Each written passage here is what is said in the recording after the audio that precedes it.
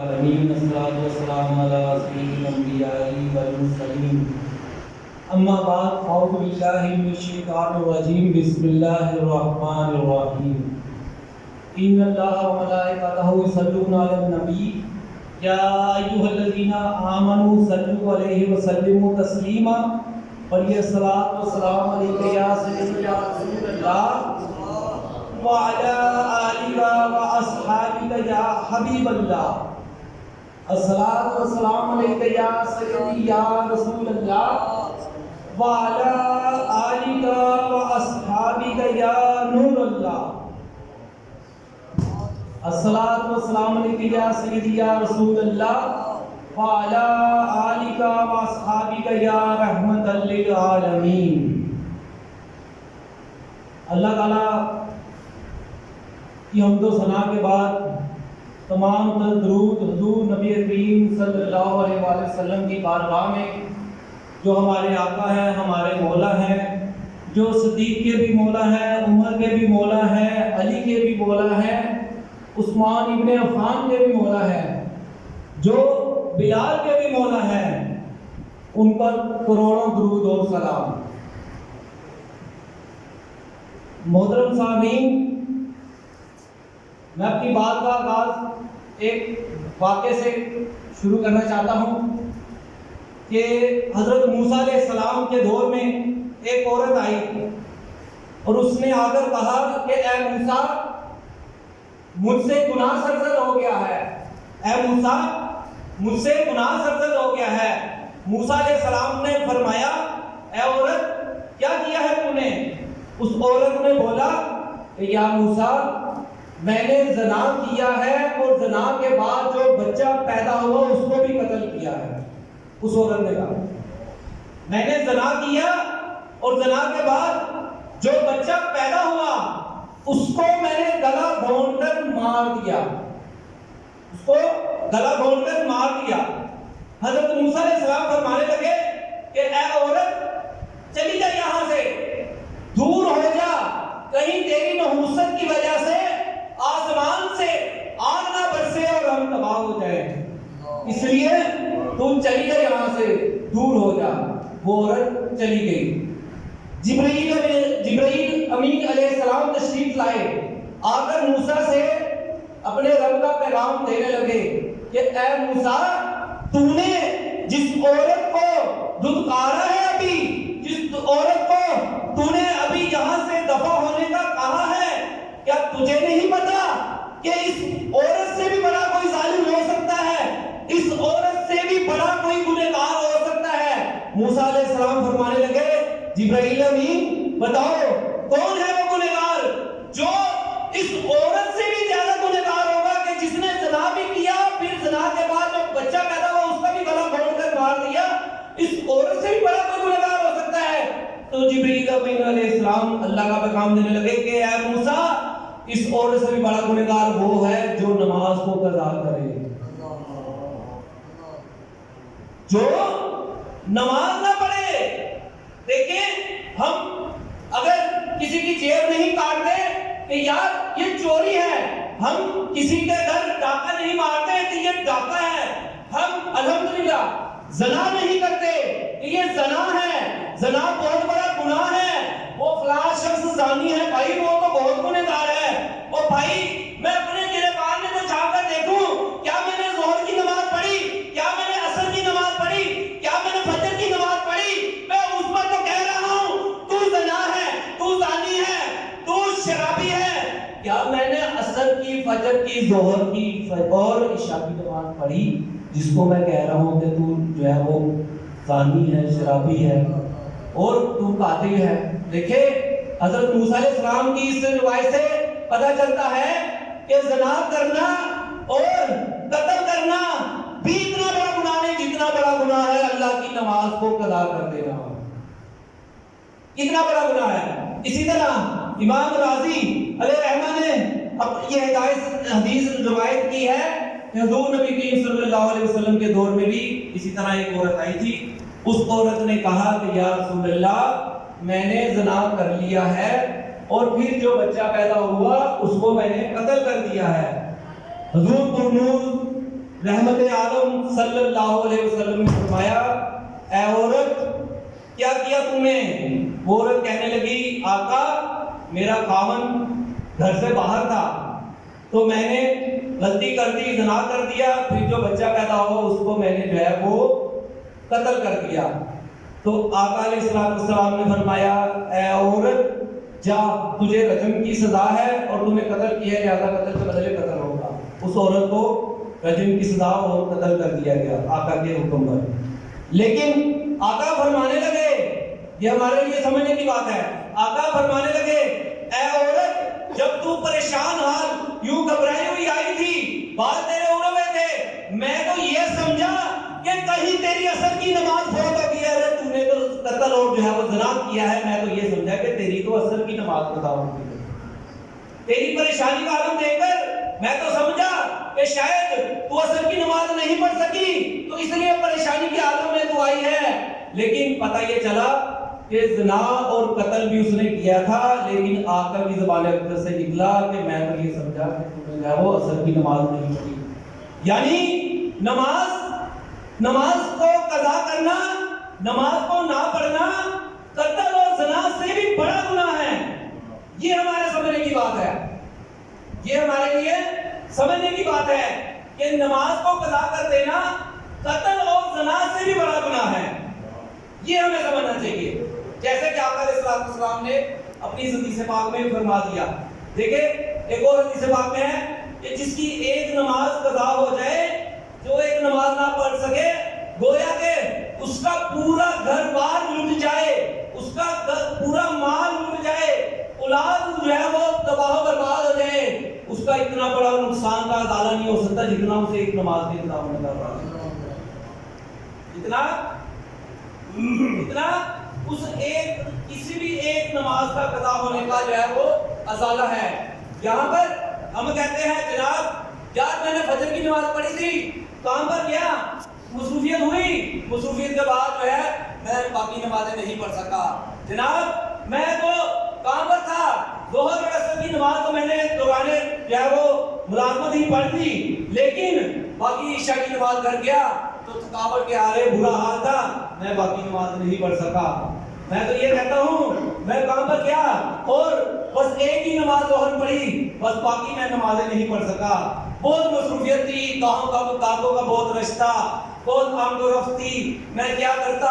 دیکھیں جی یہ اس کے حلال کمانا بھی تو عبادت ہے، ہمیں ایسے ایسے جواب سننے کو ملتے ہیں، کیوں بھائی صاحب ایسے ملتے ہیں نا جواب، اس کے حلال بھی کمانا عبادت ہے، بالکل کمانا عبادت ہے، لیکن کیا اس کے حلال کے ساتھ نماز پڑھنا عبادت نہیں؟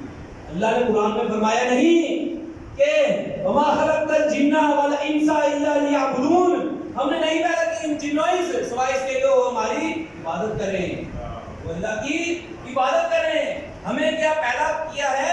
ہم صرف اور صرف معاش کے چکر میں لگ جائیں، ہم صرف اور صرف پیسہ کمانے کے چکر میں لگ جائیں، ہم صرف اور صرف کوٹھیاں بنگلے بنانے کے چکر میں لگ جائیں، اس سے امیر ہو جائیں، اس سے امیر ہو جائیں۔ کیا ہمیں ہماری خلقت کی یہ آیت ہماری نظروں سے نہیں گزری؟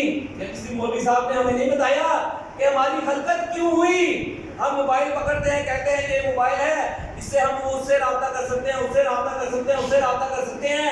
کیا موبائل کی خلقت کا تو ہمیں پتہ ہے، موبائل کے فنکشن کا بھی تو ہمیں پتہ ہے، ان پڑھ سے ان پڑھ بھی موبائل کو چلا لیتا ہے، وہ موبائل میں نام سیو کر لیتا ہے، وہ موبائل میں نام فیڈ کر لیتا ہے، چھوٹی پوٹی انگریزی بول کر وہ کہتا ہے یار اپنا نام فیڈ کر دو۔ اس موبائل کی خلقت کا تو ہر بندے کو پتہ ہے۔ کیا آج تک میں نے اور آپ نے اپنی خلقت کا پتہ لگایا کہ ہماری خلقت کیوں ہوئی؟ کہ ہماری خلقت کیوں ہوئی؟ ہم کیوں اس دنیا میں آئے؟ ہم کیوں اس دنیا میں آئے؟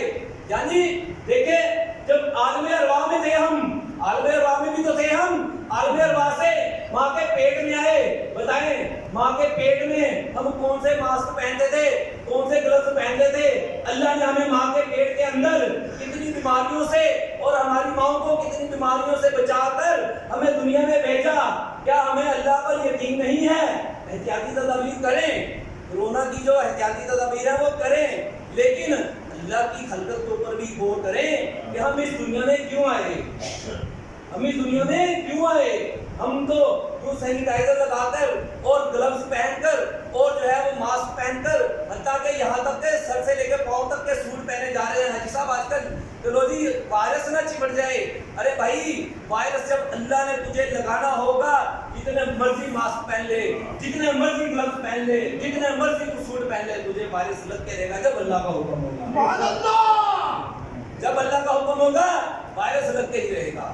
لیکن اللہ نے تجھے دنیا میں بھیجا ہے کہ اللہ کی عبادت کر, اللہ کی عبادت کر, اللہ کے رسول کی اوپر جو ہے تو نعتیں پڑھ, اللہ کے رسول کی تعریف بیان کر, اس کے عشق میں مبتلا ہو, اللہ کے رسول کے عشق میں مبتلا ہو. اس لیے دنیا میں آیا ہے, نہ کہ اس لیے آیا ہے کہ میں آگے ذریعہ معاش میں لگ جاؤں, ذریعہ معاش میں لگ جاؤں.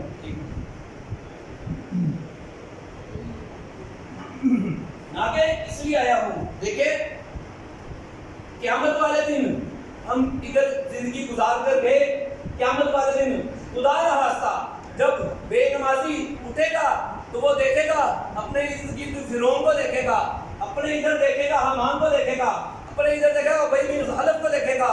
اللہ کے نبی نے فرمایا جو بے نمازی ہوگا اس کا حشر قیامت والے دن فرعون اور حامان اور ابی بن خلف کے ساتھ ہوگا. جو بے نمازی ہوگا, ہم تو کہتے ہیں بھائی میں تو 3 نمازیں پڑھتا ہوں, بھائی میں تو 2 نمازیں پڑھتا ہوں, بھائی میں تو 4 نمازیں پڑھتا ہوں, بھائی میں تو 4 نمازیں پڑھتا ہوں, میں تو 1 نماز پڑھتا ہوں, میں تو 1 نماز. بھائی سن لو, 3 نمازوں والا, 2 نمازوں والا, حتیٰ کہ 4 نمازوں والا بھی نمازی نہیں ہے جب تک کہ پوری 5 اللہ کے جو ہے وہ سجدہ ریز نہ ہو جاؤ. کوئی بھی بندہ اس وقت تک نمازی نہیں ہے جب تک کہ وہ 5 دفعہ اپنے کھاتے کو اللہ کی بارگاہ میں نہ رکھے.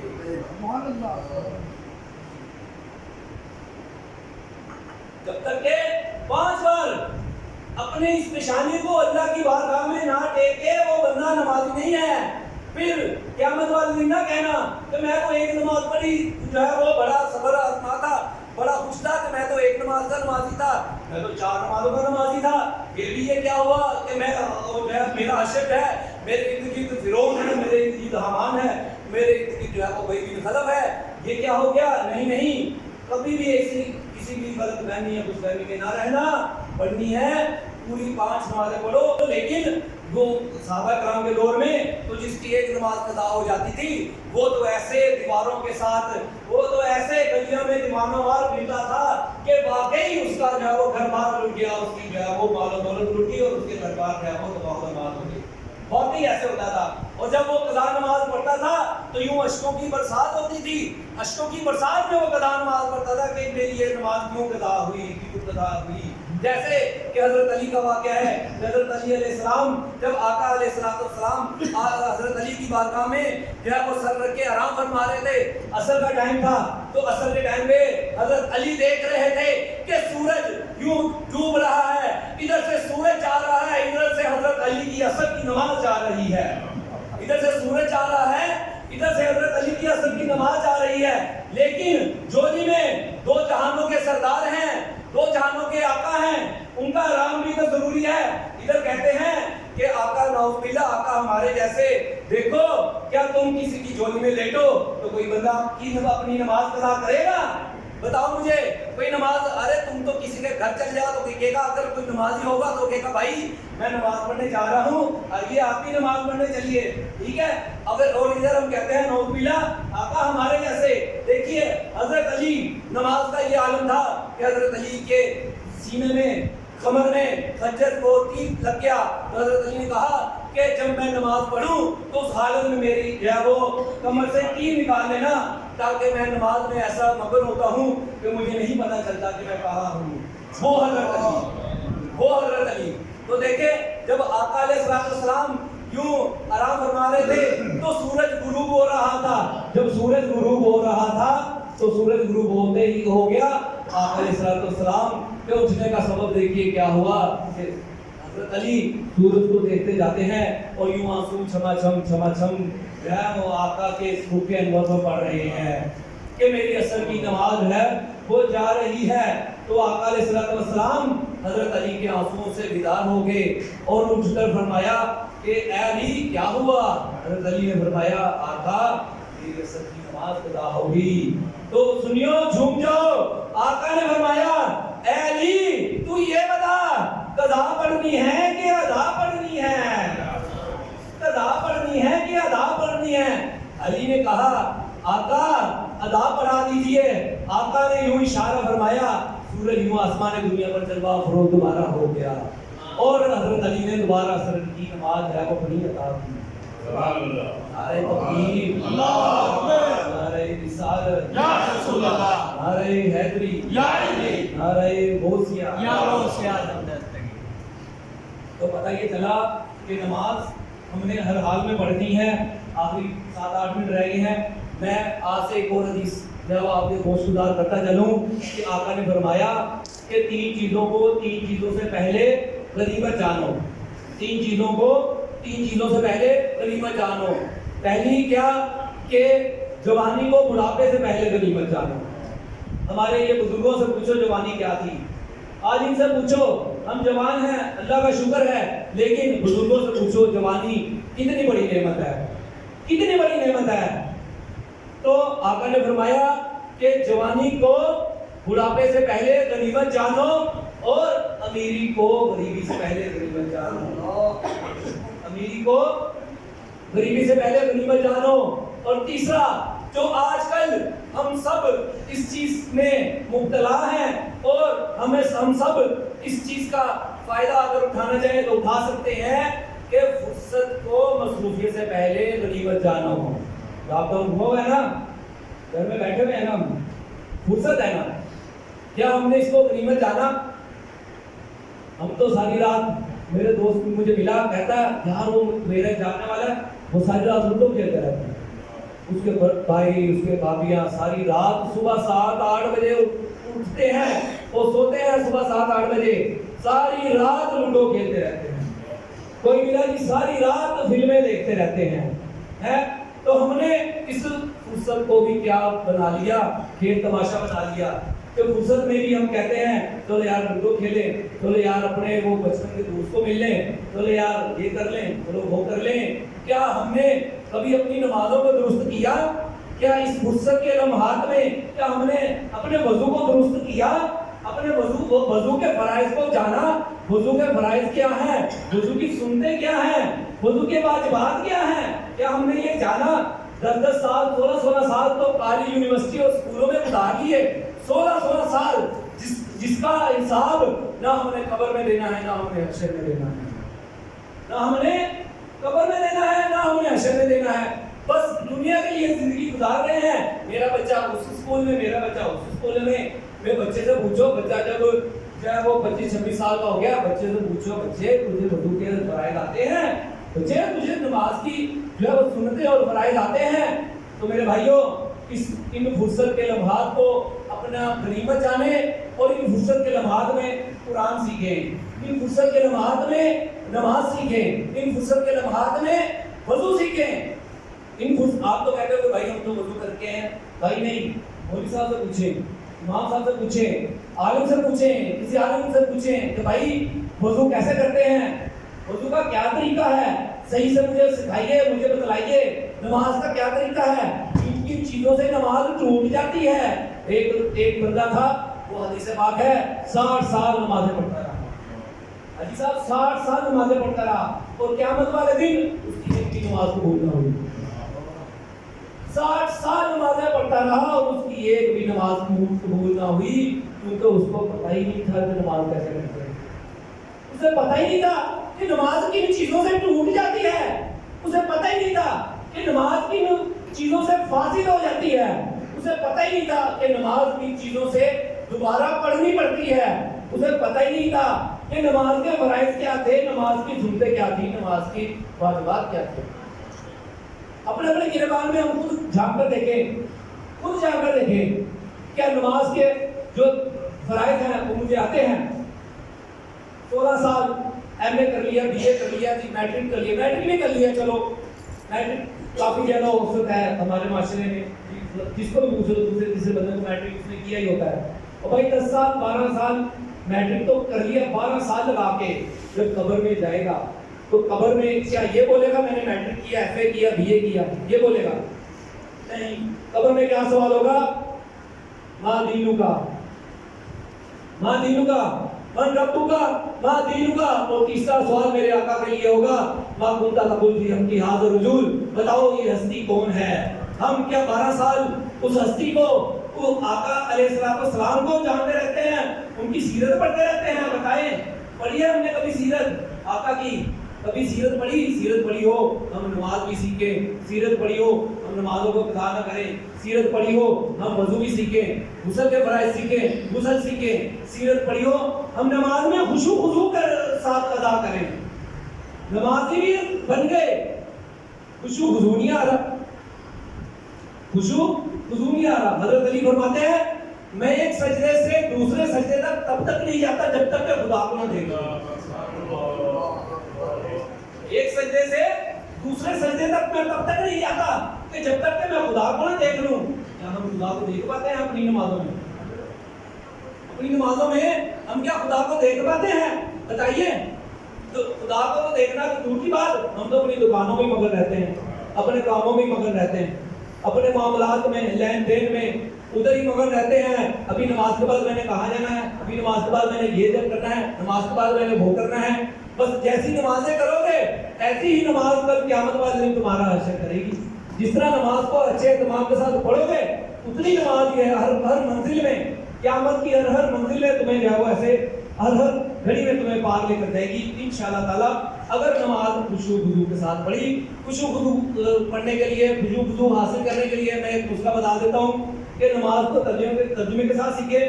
جو پڑھ رہے ہیں وہ آپ کو پتا ہونا چاہیے کہ نماز میں کیا پڑھ رہا ہوں. سبحانک اللہم کا کیا مطلب ہے، الحمدللہ رب العالمین کا کیا مطلب ہے، ایاک نعبد و ایاک نستعین کا کیا مطلب ہے، قل هو اللہ احد کا کیا مطلب ہے. یہ مطالب سیکھیں. بڑی چھوٹی سی 10-15 منٹ لگیں گے آپ کے، آپ اردو ترجمہ سیکھ لیں گے. جب اردو ترجمہ سیکھیں گے خشوع خضوع حاصل کرنے میں آپ کو کافی جو ہے وہ مدد ملے گی. تو اس لیے اپنی ابھی جیسے میں نے آپ کو حدیث سنائی کہ ایک بندہ تھا 60 سال اس نے جو ہے وہ نماز پڑھی، یہ نماز کو بھولنا ہوئی. کیوں؟ اس نے نماز سیکھی نہیں، خشوع خضوع کے ساتھ پڑھی نہیں. اس لیے میرے بھائیوں نماز پڑھیں اور خشوع خضوع کے ساتھ پڑھیں اور ان فرصت کی نماز کو